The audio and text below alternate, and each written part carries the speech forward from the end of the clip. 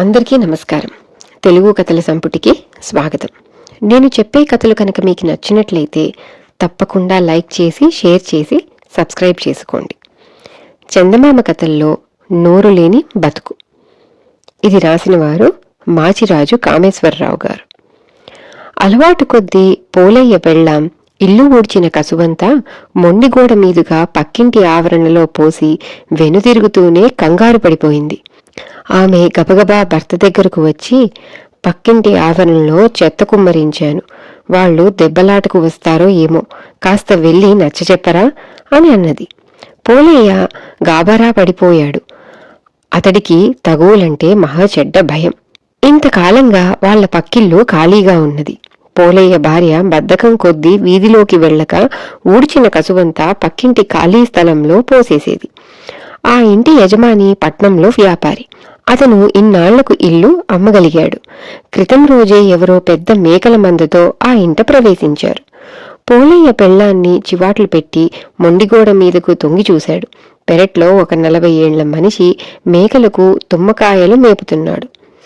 మాకు వీధి దూరం. ఇన్నాళ్లు చెత్త ఈ ఖాళీ స్థలంలో పోసాం. ఇవాళ్ల కూడా మా ఆవిడ అజాగ్రత్త కొద్దీ అలాగే చేసింది అంటూ జరిగింది ఆ మనిషికి చెప్పాడు పోలయ్య.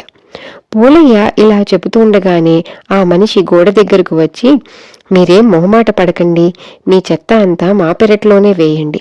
నా పెళ్ళాం ఎలాగో పెరడంతా ఊడుస్తుంది కదా, అప్పుడు మీ చెత్త కూడా ఎత్తి పారేస్తుంది అన్నాడు. పోలయ్య నిర్ఘాంతపోయాడు. ఆ మనిషి మరీ నోరులేని సత్యకాలపు వాడిలా ఉన్నాడు అని అనుకొని మాటల సందర్భంలో ఆ మనిషి పేరు అవతారమని, మేకలే అతడి ఆస్తి అని తెలుసుకున్నాడు పోలయ్య. అతడు లోపలికి వచ్చి భార్యతో, వాడు పేరుకు తగ్గట్టు ఒట్టి అవతారంలా ఉన్నాడు, చెత్తంతా వాళ్ళింటి వైపునే గుమ్మరించు అని జరిగింది చెప్పాడు. ఆ తరువాత 4 రోజుల్లోనే వాళ్లకు అవతారం అమాయకత్వం పూర్తిగా అర్థమైపోయింది. ఒక రోజున పోలయ్య, నీ మేకల అరుపులతో మాకు రాత్రుళ్ళు నిద్ర పట్టడం లేదు, గ్రామాధికారికి చెప్పమంటావా అని అవతారాన్ని గట్టిగా దబాయించాడు. అవతారం గజగజలాడిపోతూ, బాబు, నాకున్న ఆస్తి ఈ మేకలే, నా కడుపు కొట్టవద్దు అంటూ పోలయ్యను బతిలాడాడు. మేకపాలు తాగితే రాత్రుళ్ళు బాగా నిద్రపడుతుందంట, రోజు సేరు మేకపాలు పంపు, ఆ విధంగానైనా రాత్రుళ్ళు నీ మేక అరుపులు మాకు తెలియకుండా నిద్రపడుతుంది అన్నాడు పోలయ్య. మహారాజుగా పంపుతాను, పగలు ఒక సేరు, రాత్రి ఒక సేరు అన్నాడు అవతారం.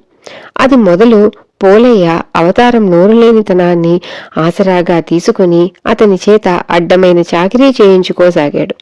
తన ఇంటి అవసరాలకు బావిలోంచి నీళ్లు తోడటం, మొక్కల కోసం నేల తవ్వటం, తన చిల్లర కొట్టు కోసం పట్నం నుంచి తెచ్చిన సామాను బండి నుంచి దింపటం, ఇలాంటి పనులన్నీ కిక్కురుమనకుండా అవతారం చేసేవాడు.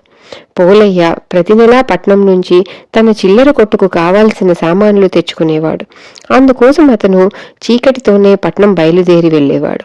ఒక రోజున అలా వెళుతూ భార్యను తలుపు వేసుకోమన్నాడు.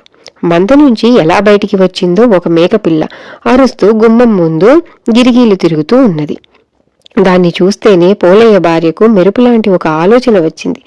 ఆమె భర్తతో, పాపం, ఈ మేకపిల్లకు పల్లె బతుకంటే మొహం మొత్తినట్టుంది, ఎత్తుకుపోయి పట్నంలో అమ్మేయి, 25 రూపాయలన్నా రాకపోవు, చీకటి మాటను ఎవరూ చూడవచ్చారులే అన్నది. పోలయ్య మేకపిల్లను భుజాన వేసుకుని వెళ్లిపోయాడు. సాయంత్రం 25 రూపాయల లాభంతో ఇల్లు చేరాడు. ఆ డబ్బు ఇలాతే, మేకలు అమ్మిన డబ్బుతో నేను నగలు చేయించుకోవాలి అంటూ ఆ డబ్బు కొంగున ముడివేసుకున్నది పోలయ్య భార్య. మేకలు అమ్మిన డబ్బా, మరెన్ని మేకల్ని అమ్మదలిచావు అంటూ పోలయ్య ఆశ్చర్యపోయాడు. అవతారం మంద అంతా ఇంత అయిపోయేదాకా అతడికి అనుమానం కలగకుండా ఒక ఆలోచన కూడా చేశాలే అని అదేమిటో పోలయ్య చెవిలో చెప్పింది భార్య. ఇంతలో మొక్కలకు నీళ్లు పోయటానికి అవతారం వాళ్ళింటికి వస్తూనే, మా మందలోంచి ఒక మేకపిల్ల కనబడకుండా పోయింది బాబు అన్నాడు. పోలయ్య భార్య చెప్పినట్టుగా ఇలాంటిదేదో జరుగుతుందని నేను ఏనాటి నుంచో అనుకుంటున్నదే, సందేహం లేదు, అది పిశాచం పనే, దానికి మేకలంటే మహాప్రీతి కదా అన్నాడు. పిశాచం మా అత్తవారి వైపు చుట్టమే కదా, అది ఇంత పని చేస్తుందా అన్నాడు అవతారం ఆశ్చర్యపోతూ. అవతారం భార్య మేనత్త మహా గయ్యాలి. ఆమె పేరు అవతారం ఎరగడు. అంతా ఆమెను పిశాచమనే పిలుస్తారు. అవతారం ఆమె పేరు పిశాచమని అనుకుంటున్నాడు. పోలయ్య జాలిపడుతున్నట్టు ముఖం పెట్టి, నిజానికి చుట్టాలే నమ్మించి గొంతుకొస్తారు అన్నాడు. అవతారం వెళ్ళిపోయాక మొగుడు పెళ్ళాలిద్దరూ సంబరపడిపోతూ, మన ఎత్తు పారింది, అతడి పిశాచి చుట్టం ధర్మమా అని కొన్ని నగలు అమరుతాయి అనుకున్నారు. ఈసారి పట్నం వెళ్ళేటప్పుడు కాస్త పెద్ద మేకను తీసుకుపో, 100 రూపాయలు వస్తాయి అన్నది పోలయ్య భార్య. ఈ మధ్య కొంతకాలంగా అక్కడ జరుగుతున్న గొడవతో పాటు ఆ భార్యాభర్తల సంభాషణ కూడా పక్కనే రావి చెట్టు మీద ఉన్న ఒక పిల్ల పిశాచి విన్నది. దాని అసలు నివాసం వల్లకాట్లోని ఒక చింత చెట్టు. పక్కనే ఉన్న మర్రి చెట్టు మీద ఉండే ఒక పెద్ద పిశాచి దాన్ని ఆటలు పట్టించేది, అడ్డమైన చాకిరీ చేయించుకునేది. పిల్ల పిశాచి ఈ చాకిరీ చేయలేక ఏడుపు ముఖం పెడితే, నేను నిన్నేమీ రాసి రంపాన పెట్టడం లేదు. పోలయ్య అవతారం చేత చేయించుకునే చాకిరీలో ఆవగించేంతైనా నీ చేత చేయించుకోవటం లేదు. ఆ అవతారాన్ని చూసి బుద్ధి తెచ్చుకో అనేది పెద్ద పిశాచి. ఇప్పుడు పిల్ల పిశాచికి పెద్ద పిశాచి పెట్టే బాధల నుంచి బయటపడేందుకు ఒక ఉపాయం తోచింది.